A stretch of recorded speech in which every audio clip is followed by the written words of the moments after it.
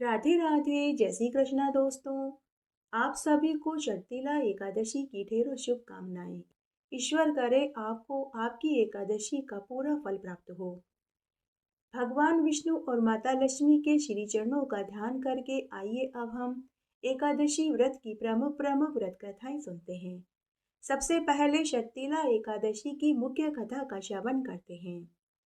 एक समय दालभ्य ऋषि ने पुलस्त्य ऋषि से पूछा कि हे ब्राह्मण देव, मनुष्य मृत्यु लोक में ब्रह्म हत्या आदि महान पाप करते हैं, दूसरे के धन की चोरी करते हैं, दूसरे की उन्नति देखकर ईर्ष्या आदि करते हैं, परंतु फिर भी वे नरक में नहीं जाते।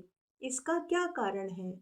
न मालूम वे मनुष्य ऐसा कौन सा अल्प दान या अल्प परिश्रम करते हैं कि उन्हें स्वर्ग का सुख मिलता है। इतने बड़े बड़े पाप करने के बाद भी उन्हें नरक क्यों नहीं मिलता? यह सब मेरी जानने की इच्छा है। कृपया करके आप मुझे विस्तार से बताइए। इस पर पुलस्त्य ऋषि बोले कि हे महानुभाव, आपने मुझसे बड़ा ही उत्तम प्रश्न पूछा है। इसको ब्रह्मा विष्णु इंद्र भी नहीं जानते, परंतु मैं आपको एक गुप्त तत्व बताता हूँ।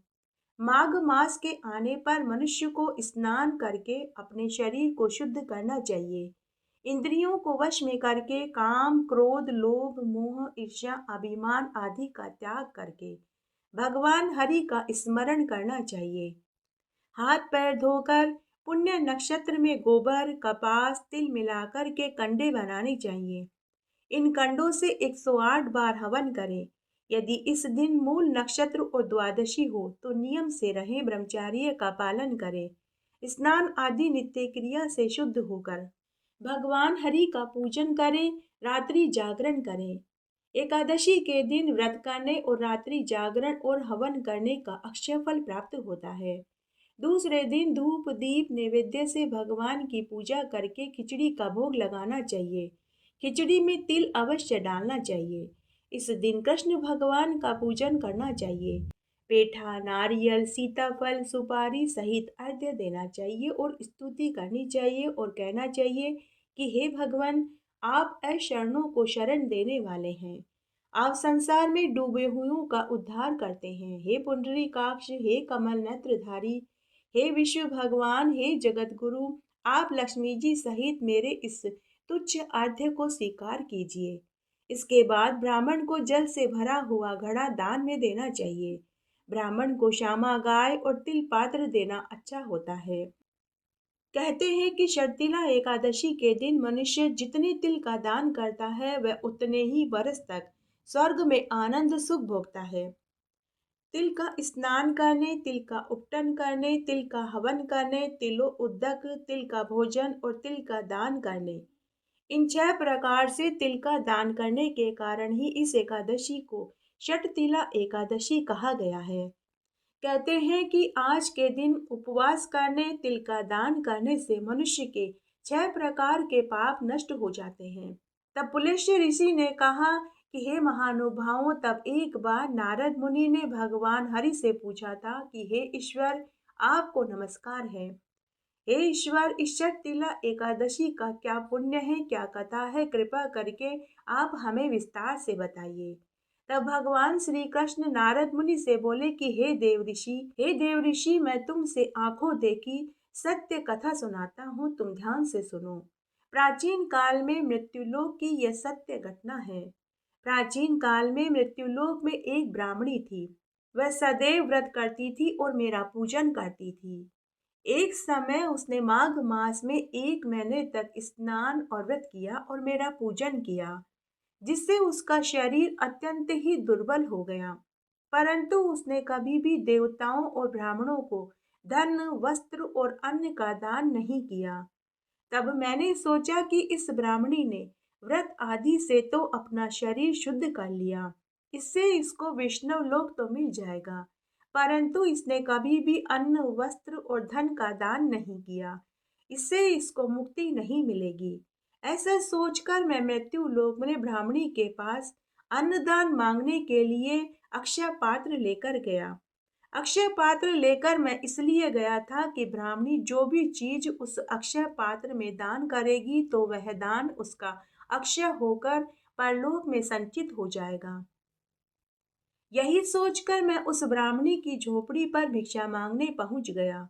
मैंने बाहर से ही कहा, हे माई भिक्षाम देही। मुझे देखकर वह ब्राह्मणी गुस्से से बोली कि हे साधु महाराज, आप मेरी झोपड़ी पर क्यों आए हैं?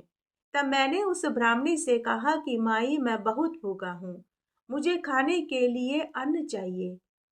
तब उसने क्रोधित होकर मिट्टी का ठेला अक्षय पात्र में डाल दिया। मैं उसे ही लेकर बैकुंठ में आ गया।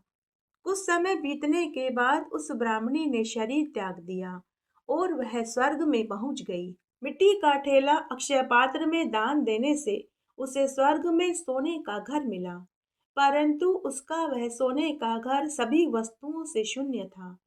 तब वह मेरे पास आई और बोली कि हे ईश्वर, मैंने अपने जीवन काल में सब तरह के व्रत करे और आपकी पूजा करी, परंतु फिर भी मेरा घर वस्तुओं से शून्य है।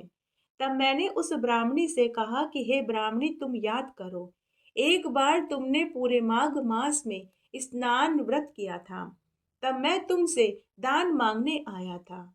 यही सोचकर आया था कि तुमने स्नान और व्रत करके अपने शरीर को तो जीर्ण शीर्ण कर लिया, इससे तुम्हें वैष्णव लोक तो मिल जाएगा, परंतु तुमने अपने जीवन काल में अन्न वस्त्र रुपया का दान नहीं किया।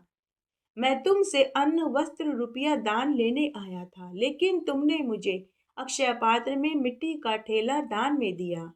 वही मिट्टी का ढेला दान में देने से तुम्हें यह स्वर्ग का सुख मिला और तुम्हें रहने के लिए सोने का महल मिला, लेकिन अन्न का दान न करने से तुम्हारा यह घर सभी वस्तुओं से शून्य है। तब वह ब्राह्मणी रोने गिड़गिड़ाने लगी और अपनी गलती की क्षमा मांगने लगी और बोली कि हे प्रभु, अब कोई और उपाय हो तो बताइए। तब मैंने उस ब्राह्मणी से कहा कि हे ब्राह्मणी, कुछ समय के बाद शर्तिला एकादशी आने वाली है, तब देव कन्याएं तुम्हें देखने आएगी। तब तुम अपने घर का दरवाजा मत खोलना। तब उन देव कन्याओं से तुम पहले शर्तिला एकादशी का महात्म्य और व्रत कथा और पूजन विधि पूछना। जब वे तुम्हें शर्तिला एकादशी का महात्म्य, व्रत कथा और पूजन विधि बता दे, तब ही तुम द्वार खोलना। भगवान के वचन सुनकर वह ब्राह्मणी अपने घर को गई और भीतर से दरवाजा बंद कर लिया। शर्तिला एकादशी के दिन देव कन्याओं ने आकर बुढ़िया का दरवाजा खटखटाया। तब ब्राह्मणी भीतर से ही बोली कि यदि आप मुझे देखना चाहती हैं तो पहले आप मुझे शर्तिला एकादशी का महात्म्य, व्रत कथा और पूजन विधि बताइए, तभी मैं दरवाजा खोलूंगी। तब उनमें से एक देव कन्या ने ब्राह्मणी को शर्तिला एकादशी का महात्म्य, व्रत कथा और पूजन विधि बताई। उसके बाद ब्राह्मणी ने दरवाजा खोला। देव कन्याओं ने देखा कि वह ब्राह्मणी अभी भी मनुष्य रूप में ही थी। तब ब्राह्मणी ने भी देव कन्याओं के कथना अनुसार शर्तिला एकादशी का व्रत किया, भगवान विष्णु का पूजन किया, जिसके प्रभाव से वह देव स्वरूप को प्राप्त हो गई और उसका घर अनधन के भंडार से भर गया। अतः प्रत्येक मनुष्य को शर्तिला एकादशी का उपवास करना चाहिए और आज के दिन तिल का दान करना चाहिए। इससे मनुष्य को जन्म जन्म में आरोग्यता प्राप्त होती है और दरिद्रता का नाश होता है। शर्तिला एकादशी के व्रत से मनुष्य के समस्त पाप नष्ट हो जाते हैं। इस कथा का सार यह है कि इस व्रत से जहाँ मनुष्य को शारीरिक शुद्धि और आरोग्यता की प्राप्ति होती है, वहीं अन्न तिल का दान करने से धन धान्य में वृद्धि होती है। इससे यह भी ज्ञात होता है कि मनुष्य जो जो और जैसा जैसा दान मृत्युलोक में करता है, शरीर त्यागने के बाद उसे परलोक में वैसा ही फल प्राप्त होता है। अतः धार्मिक कार्यों के साथ साथ हमें दान भी करना चाहिए। शास्त्रों में वर्णित है कि बिना दान के कोई भी धार्मिक कार्य संपन्न नहीं होता। बोलिए विष्णु भगवान की जय, माता लक्ष्मी की जय। कांचन मानिनी नाम की एक बड़ी ही रूपवती अप्सरा थी। एक दिन वह प्रयाग में माघ मास में स्नान करके आकाश मार्ग से शिवजी के मंदिर को जा रही थी। गिरिराज हिमालय पर्वत की निकुंज में एक विशाल रूप में खड़े हुए वृद्ध राक्षस ने गगन मार्ग से जाती हुई उस स्वर्ण कांति के समान तेजस्वी सुंदर कटी वाली, बड़े बड़े नेत्रों वाली, चंद्रमुखी, लंबे लंबे केश वाली, उठे हुए सुंदर कूचों वाली अप्सरा को देखकर कहा कि हे सुंदर केशों वाली, हे पीन पयोधरे, तुम कौन हो तथा तुम कहाँ से आ रहे हो? तुम्हारे वस्त्र और वेणी गीले क्यों हैं? हे भीरू, तुम आकाश मार्ग से कहाँ जा रही हो? हे भद्रे, किस पुण्य के प्रभाव से ये तुम्हारा तेजस्वी शरीर अति मनोहर और कांति वाला है? हे सुलोचने, मेरे मस्तक पर तुम्हारे वस्त्र से गिरे हुए एक बूंद जल से मेरा क्रूर स्वभाव क्षण भर में ही शांत हो गया। इस जल की ऐसी क्या महिमा है? तुम शीलवती हो, अतः मुझसे इसका कारण कहो। तब वह अप्सरा राक्षस से बोली कि हे राक्षस सुनो, मैं काम रूपिणी अप्सरा हूँ। मेरा नाम कांचन मालिनी है। चाहे जैसा मैं अपना रूप बना सकती हूँ। मैं इस समय प्रयाग से आ रही हूँ। गंगा यमुना के संगम में माघ मास में स्नान करने से मेरे वस्त्र और बाल गीले हैं और मैं इस समय श्रेष्ठ पर्वत कैलाश पर जा रही हूँ, जहाँ देव और दानवों से पूजित शिव और पार्वती जी रहते हैं। त्रिवेणी के जल के बूंद के प्रभाव से तुम्हारी यह क्रूरता दूर हो गई। जिस पुण्य के प्रभाव से मैं सुमेधा गर्वत की सुंदर रूपवती कन्या हुई, वह सब आश्चर्य करने वाला कारण तुम मुझसे सुनो। पूर्व जन्म में मैं कलिंग देश के राजा की सुप्रसिद्ध वेश्या रूप और लावण्य में परिपूर्ण थी। मैं अन्य दूसरी सुंदर युवतियों से उनकी शिरोमणि थी। मेरे इस रूप की संपत्ति पर पूरा नगर मोहित था, जिससे मैंने अमूल्य वस्त्र, अनेक प्रकार के कीमती आभूषण, धन और पोशाक आदि अपने रूप के कारण प्राप्त किए थे। मेरे पास धन की कोई कमी नहीं थी, क्योंकि काम पीड़ित युवा पुरुष मेरे चरणों की सेवा करते थे। मैंने उनका सर्वस्व हरण कर लिया था। कोई कोई कामी जन तो आपस में स्पर्धा करके मृत्यु को प्राप्त हो चुके थे। इस प्रकार मैंने अपनी इच्छा अनुसार खूब भोग भोगे, जिनमें मेरा सारा समय बेकार चला गया। वृद्धावस्था आने पर मैंने विचार किया कि नित्य भोगों के कारण मैंने दान, तप, हवन, व्रत कुछ नहीं किया। न धर्म, अर्थ, काम, मोक्ष देने वाले भगवान की आराधना ही करी, न क्लेश हरने वाली दुर्गा देवी की पूजा करी, न विष्णु भगवान का स्मरण किया, न कभी ब्राह्मणों को दान देकर तृप्त किया, न ही प्राणियों के हित का कोई कार्य किया।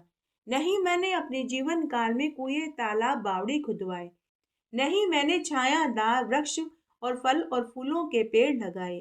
मैंने ऐसे बहुत से पाप किए जिससे मेरा चित्त दहकता रहता था। एक दिन दुखी होकर मैंने राजा के पुरोहित के पास जाकर पूछा कि हे विप्र, मेरा इस पाप से निस्तारण किस प्रकार होगा? इस पाप रूपी कीचड़ में डूबी हुई मुझ दीन पापिन को उबारिए। हे ब्राह्मण, प्रसन्न होकर मुझ पर दया का जल छिड़किए। साधु और सज्जन लोग अच्छे बुरे सभी प्राणियों पर दया करते हैं। आप जैसे परोपकारी लोगों का जन्म हम जैसे पापी लोगों का उद्धार करने के लिए ही होता है।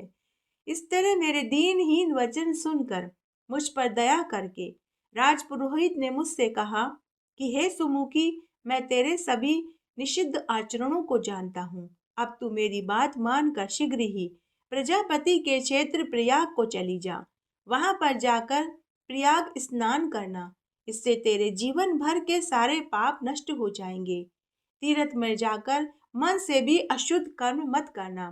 प्रयाग में स्नान करने से पवित्र होकर तू अवश्य स्वर्ग में जाएगी।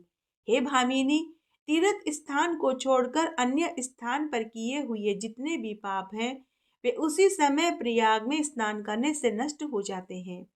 हे भीरू, सुनो, पूर्व समय में गौतम मुनि की स्त्री को देखकर इंद्र काम के वशीभूत हो गया था और अपने रूप को छिपाते हुए उसने गुप्त रूप से गौतम मुनि की स्त्री के साथ भोग किया। जब गौतम ऋषि को इस बात का पता चला तो उन्होंने इंद्र को कुरूप होने का शाप दे दिया और कहा कि हे इंद्र, आज से तेरे शरीर पर सहस्त्र भग चिन्ह हो जाएंगे। तब निंदनीय कर्म से मुंह नीचा करके देवराज इंद्र मेरु पर्वत के शिखर पर 100 योजन लंबे स्वच्छ जल से भरे हुए सरोवर पर जाकर स्वर्ण कमल की कलिका में घुस गया और उसमें बैठकर अपने आप को और कामदेव को धिक्कारने लगा और कहने लगा कि मैंने जघन्य पाप किया है। ऐसे जघन्य पाप से निंदित होकर सभी मनुष्य नरक में जाते हैं। आयु, कीर्ति, धर्म, यश, धैर्य को सदैव नष्ट करने वाले दुराचारी कामदेव को धिक्कार है, जो मनुष्य के धर्म का नाश कर देते हैं। यह घोर विपत्तियों का स्थान स्वरूप है, जो दह में स्थित होकर धर्म भ्रष्ट करने वाला ऐसा दुष्ट शत्रु दमन करने योग्य है। यह असंतुष्ट रहने वाला और सदैव अकल्याण करने वाला है। इस तरह इंद्र कमल में बैठे हुए अपने आप को और कामदेव को कोस रहे थे। हे भीरु, उस समय इंद्र के बिना देवलोक शोभा नहीं दे रहा था। तब सभी देवता, गंधर्व, किन्नर, लोकपाल, इंद्राणी को साथ लेकर बृहस्पति भगवान के पास गए और पूछने लगे कि हे ईश्वर, हम नहीं जानते कि इंद्र कहाँ गए, हम उनको कहाँ देखें। जैसे श्रेष्ठ पुत्र के बिना लक्ष्मी आदि से संपन्न कुल शोभा नहीं देता, वैसे ही इंद्र के बिना इंद्रलोक शोभा नहीं दे रहा। ऐसा उपाय सोचिए जिससे कि स्वामी सहित स्वर्गलोक सुशोभित होकर सनाथ हो जाए। अतः अब आप इसमें देरी मत कीजिए। देवताओं के वचन सुनकर बृहस्पति जी बोले कि इंद्र अपने किए हुए अपराध की लज्जा से लज्जित होकर जहाँ छिपा हुआ है वह स्थान मैं जानता हूँ। इंद्र ने जो बिना सोचे विचारे काम किया है वह उसी का फल भोग रहा है। जो नीति को छोड़ देता है उन लोगों को भयंकर फल भोगना ही पड़ता है। राज्य के मद से उन्मुक्त हो उसने कर्तव्य और अकर्तव्य का विचार नहीं किया। नष्ट बुद्धि होकर लोग मूर्खता के काम कर देते हैं, जिनके अपराध से इस लोक और परलोक दोनों के पुण्य नष्ट हो जाते हैं। इस प्रकार कहकर बृहस्पति जी सभी देवताओं को साथ लेकर उस स्थान पर गए जहाँ सरोवर में स्वर्ण युक्त कमलों में इंद्र छिपे हुए थे। उन्हें देखकर सभी देवता गण स्तुति करने लगे, जिससे ज्ञान उत्पन्न होने पर इंद्रदेव बाहर आए। बृहस्पति जी के समझाने पर जब इंद्र कमल कलियों से बाहर निकले तो उस समय उनका मुख मलिन और रूप कुरूप था। उनकी आंखें लज्जा से बंद थी। इंद्र ने बृहस्पति जी के चरण पकड़कर कहा कि हे बृहस्पति जी, अब आप ही मेरी रक्षा करके इस पाप से उद्धार होने का कोई उपाय हो तो बताइए। इंद्र के वचन सुनकर विप्रवर बृहस्पति जी ने कहा कि प्रयाग में स्नान करने से तुम सब पापों से छूट जाओगे। हे इंद्र, चलो, तुमको साथ लेकर हम सब लोग भी वहां चलते हैं। तब पुरोहित को साथ लेकर इंद्र वहां गए। प्रयाग तीर्थ में गंगा यमुना के संगम में स्नान करके शीघ्र ही पापों से छूट गए। तब बृहस्पति जी ने प्रसन्न होकर उनको वरदान देकर कहा कि हे इंद्र, हमारे प्रसाद से तुम शीघ्र ही पापों से छूट जाओगे। अब तुम्हारे शरीर में ये 1000 योनियों के चिन्ह 1000 नेत्र के हो जाएंगे। अब तो इंद्र बृहस्पति जी के आशीर्वाद से 1000 नेत्रों से ऐसे सुशोभित हो रहे थे जैसे मान सरोवर कमलों से शोभायमान होता है। तत्पश्चात सभी देवता और ऋषियों ने इंद्र की पूजा करी, गंधर्वों ने स्तुति करी। उसके बाद इंद्र अपनी अमरावती नगरी को लौट आए। इस तरह प्रयाग में स्नान करने से इंद्र निष्पाप हो गए। अतः हे कल्याणी, तुम भी देवताओं से सेवित प्रयागराज को जाओ। वहां पर जाने से शीघ्र ही तुम्हारे पाप धुल जाएंगे और मरने पर तुम्हें स्वर्ग की प्राप्ति होगी। तब कांचन मालिनी राक्षस से बोली कि हे राक्षस, जब इतिहास सहित राजगुरु के मुख से ऐसे सुमंगल वचनों को सुना तो मैं संभ्रम में पड़ी हुई राजा के पुरोहित ब्राह्मण के चरणों को प्रणाम किया। उसके बाद बंधु बांधव, दास दासी, घर धन सभी को छोड़कर विषयों को विष के समान जानकर शरीर को क्षणभंगुर और नष्ट होने वाला समझकर मैं घर से निकल पड़ी और नरक के दारुण भय की चिंता के कारण मैंने माघ महीने में गंगा यमुना के संगम में जाकर स्नान किया। हे वृद्ध निशाचर, उस स्नान के महात्म्य को सुनो। 3 दिन के स्नान करने से मेरे जीवन भर के सारे पाप नष्ट हो गए और शेष 27 दिन के माघ मास में स्नान से मुझे देव योनि प्राप्त हुई और अभी मैं पार्वती जी की प्रिय सखी होकर कैलाश पर रमण करती हूँ। माघ मास में प्रयाग में स्नान करने से मुझे अभी भी अपनी जाति स्मरण बनी हुई है। ये प्रयाग में स्नान करने का ही प्रभाव है। तब कांचन मालिनी राक्षस से बोली कि हे राक्षस, इसलिए मैं सब देवताओं के साथ माघ महीने में प्रयागराज स्नान करने के लिए जाती हूँ। तुम्हारे पूछने पर मैंने तुम्हें सारा वृतांत कह सुनाया। इसी तरह अब तुम भी मुझसे अपना पूर्व सारा चरित्र कहो कि किस कर्म से तुम कुरूप और भयंकर राक्षस हुए। बड़ी बड़ी ढाढ़ी मूछ और विकराल ढाढ़ वाले तुम पर्वत की गुफा में कैसे निवास करते हो। तब राक्षस बोला कि इच्छित वस्तु देने वाली, अपनी गुप्त बात कहने व पूछने वाली हे सुलोचने, यही सज्जनों का काम है। मैं निसंदेह तुमसे कहता हूँ, अब मुझ क्रूर जन्मा के भविष्य का उद्धार तुम्हारे ही हाथों होगा। अतः अपने किए हुए कर्म मैं तुमसे कहता हूँ, क्योंकि सज्जनों द्वारा ही दुखों का नाश होता है। हे सुशोणी, सुनो, मैं काशी में वेदों के अनेक ऋचाओं का ज्ञाता था। उत्तम विप्र कुल में पैदा हुआ था। हे भीरु, दुराचारी राजाओं, पापी शूद्र तथा वैश्यों से मैंने काशी में निंदित और निषिद्ध बड़े बड़े दान लिए। यहाँ तक कि चांडालों का प्रतिग्रह भी मैं ग्रहण करता रहा, एवं मुझ मूढ़ बुद्धि से और भी अनेक पाप हुए।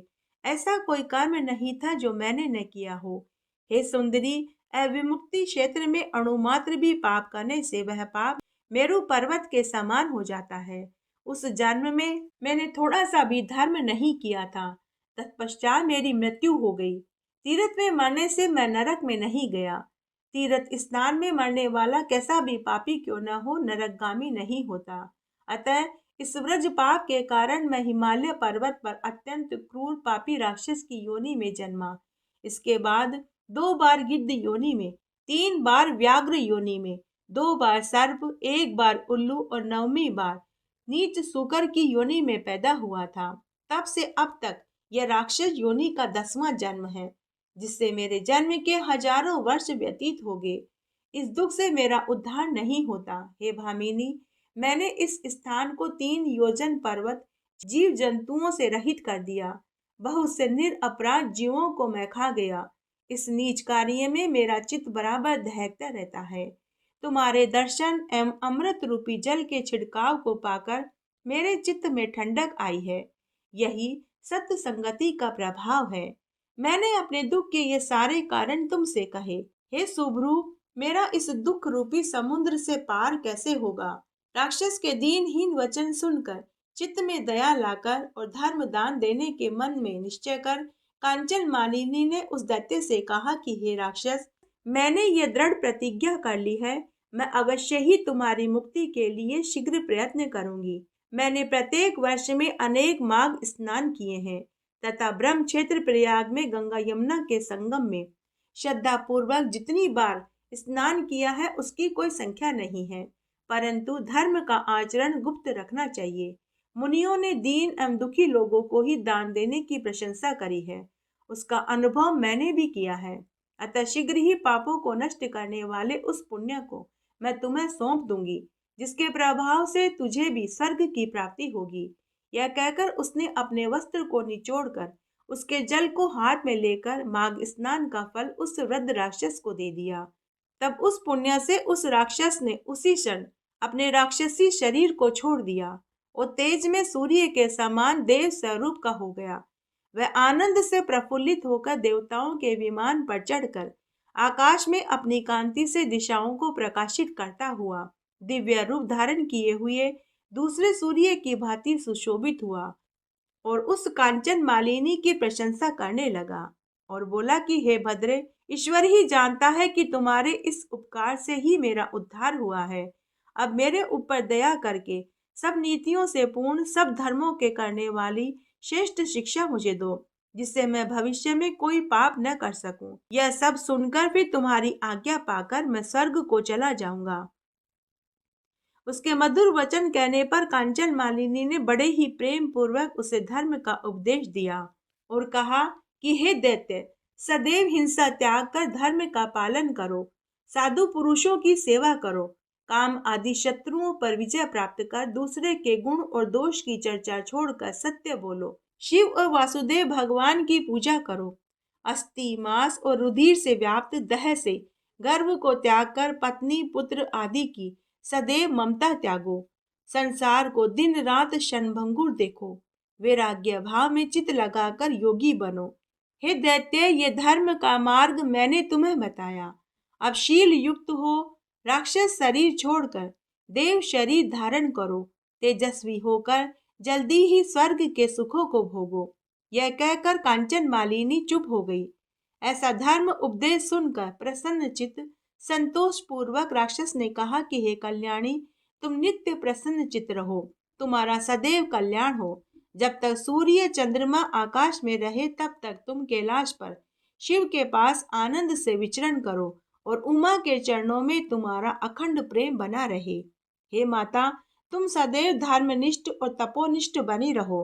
कभी भी तुम्हारे शरीर में ममत्व न हो। दुखियों के दुखों को सदैव नष्ट करती रहो। ऐसा कहकर वह राक्षस उस कांचन मालिनी को नमस्कार करके अनेकों गंधर्वों द्वारा स्तुति किया गया स्वर्ग में चला गया। तब देव कन्याओं ने वहां जाकर खुश होकर कांचन मालिनी के मस्तक पर पुष्पों की बरसात करी और आलिंगन करके बोली कि हे भद्रे, तुमने इस राक्षस का विचित्र उद्धार किया है। इस दुष्ट के डर से कोई भी इस वन में नहीं आता था। अब हम लोग निडर होकर यहाँ आनंद पूर्वक विचरण करेंगे। यह परोपकारिणी कांचन मालिनी देव कन्याओं के मुख से वचन सुनकर सुखी हुई और कृतार्थ हो इस राक्षस की मुक्ति कर प्रेम पूर्वक देव कन्याओं के साथ क्रीड़ा करती हुई शिवलोक को चली गई। देव कन्याओं द्वारा कहे गए इस संवाद को जो भी मनुष्य भक्ति पूर्वक सुनता है उसको राक्षस से कोई बाधा नहीं होती। उसकी बुद्धि सदैव धर्म में हो जाती है। बोलिए विष्णु भगवान की जय। बोलिए हरि की प्रिया तुलसी महारानी की जय। एकादशी माता की जय। विष्णु भगवान की जय। एक बार शिवजी ने अपने तेज को समुद्र में फेंक दिया था। उससे एक महातेजस्वी बालक ने जन्म लिया। यह बालक आगे चलकर जलंधर के नाम से पराक्रमी दैत्य राजा बना। इसकी राजधानी का नाम जलंधर नगरी था। दैत्यराज कालनेमी की कन्या वृंदा का विवाह जलंधर से हुआ। जलंधर महाराक्षस था। अपनी सत्ता के मद में चूर उसने माता लक्ष्मी को पाने की कामना से युद्ध किया, परंतु समुद्र से ही उत्पन्न होने के कारण माता लक्ष्मी ने जलंधर को अपना भाई बना लिया। वहां से पराजित होकर वह देवी पार्वती जी को पाने की लालसा से कैलाश पर्वत पर पहुंच गया। भगवान देवा अधिदेव शिव का ही रूप धर कर जलंधर माता पार्वती जी के समीप पहुंच गया, परंतु माता पार्वती जी ने अपने योग बल से उसे तुरंत पहचान लिया और वे वहां से अंतर्ध्यान हो गई। देवी पार्वती जी ने क्रोधित होकर यह सारा वृतांत भगवान विष्णु को सुनाया। जलंधर की पत्नी वृंदा अत्यंत ही पतिव्रता स्त्री थी। उसी के पतिव्रत धर्म की शक्ति से जलंधर न तो मारा जा सकता था और न ही युद्ध में किसी से पराजित हो सकता था। इसीलिए जलंधर का नाश करने के लिए वृंदा के पतिव्रत धर्म को भंग करना बहुत आवश्यक हो गया था। इसी कारण भगवान विष्णु एक ऋषि का वेश धारण करके वन में पहुंचे, जहां वृंदा अकेली भ्रमण कर रही थी। उस समय भगवान के साथ दो मायावी राक्षस भी थे, जिन्हें देखकर वृंदा भयभीत हो गई। ऋषि ने वृंदा के सामने पल भर में ही दोनों राक्षसों को भस्म कर दिया। ऋषि की शक्ति देखकर वृंदा ने कैलाश पर्वत पर महादेव जी के साथ युद्ध कर रहे अपने पति जलंधर के बारे में पूछा। ऋषि ने अपने मायाजाल से दो वानर वहां प्रकट कर दिए। उन दो वानरों में से एक वानर के हाथ में जलंधर का सिर था तो दूसरे के हाथ में जलंधर का धड़ था। अपने पति की यह दशा देखकर वृंदा मूर्छित होकर जमीन पर गिर पड़ी। थोड़ी देर के बाद होश आने पर वृंदा ऋषि रूपी भगवान से विनती करने लगी कि हे मुनिवर, मैंने अभी अभी आपकी शक्ति देखी है। आपने अपनी शक्ति से राक्षसों को भस्म किया और अपनी शक्ति से मुझे मेरे मरे हुए पति के दर्शन करवाए।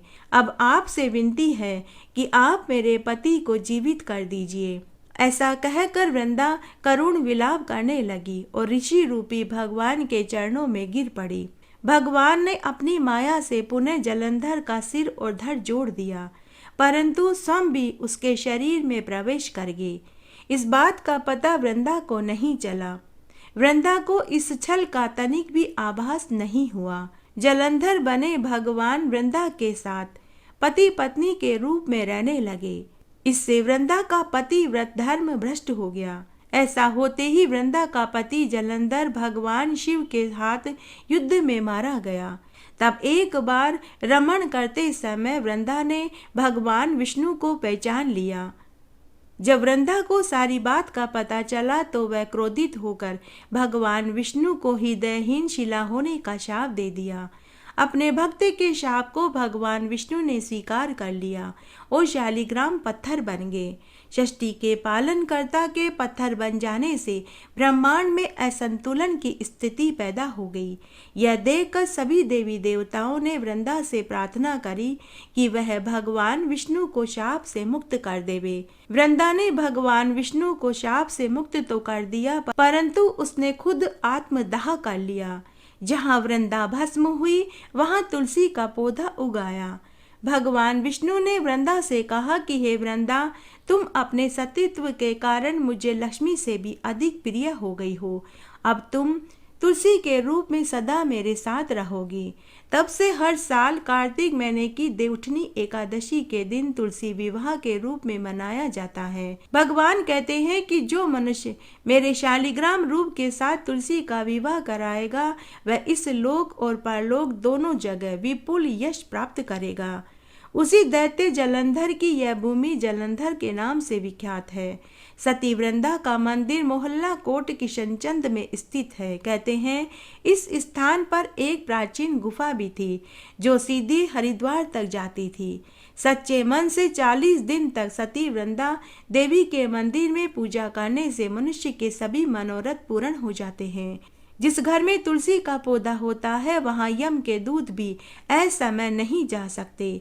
मृत्यु के समय जिसके प्राण मंजरी रहित तुलसी और गंगा जल मुख में रख कर निकल जाते हैं वह पापों से मुक्त होकर सीधे बैकुंठ धाम को प्राप्त होता है। जो मनुष्य तुलसी व आंवले की छाया में अपने पितरों का श्राद्ध करते हैं उनके पितर मोक्ष को प्राप्त हो जाते हैं। बोलिए तुलसी माता की जय। आइए शालिग्राम भगवान की एक पवित्र पौराणिक पुण्यफल देने वाली कथा का श्रवण करते हैं। एक बार एक गांव में एक सदना कसाई अपने वृद्ध माता पिता पत्नी और बच्चों के साथ रहता था।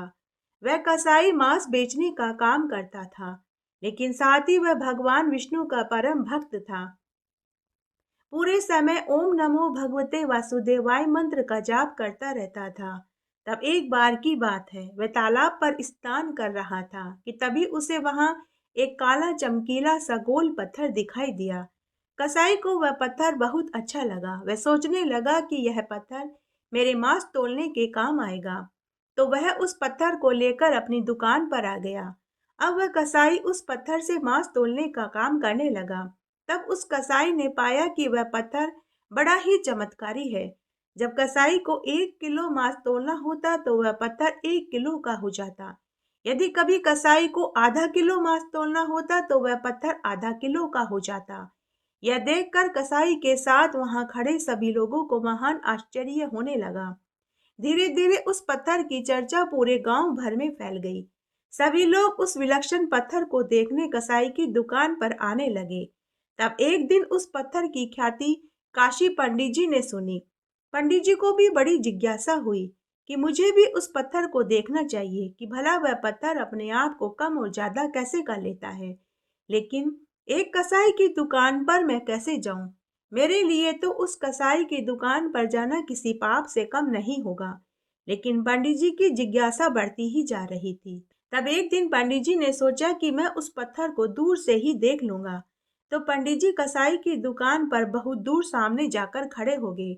जब कसाई ने अपनी दुकान के सामने एक महान पंडित जी को खड़े देखा तो कसाई पंडित जी के पास आया और बोला कि पंडित जी राम राम, आज आपका मेरी दुकान पर कैसे आना हुआ? मैं तो मांस बेचता हूँ, क्या आपको मांस लेना है?